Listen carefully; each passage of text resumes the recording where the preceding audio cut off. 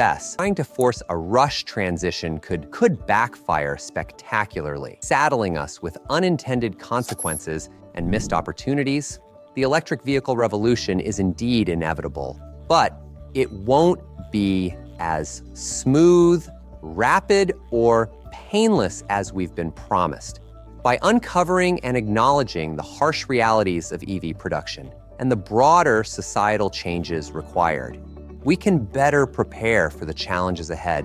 Only then can we ensure a truly sustainable future for ourselves and the planet.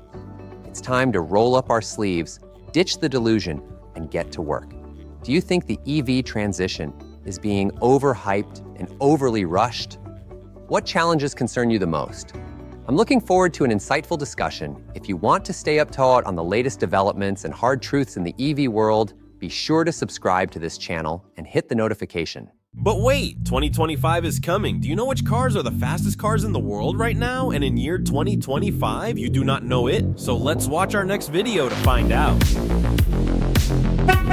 Motor Masters. Which cars are the fastest in the world in 2025? Are you ready to push the boundaries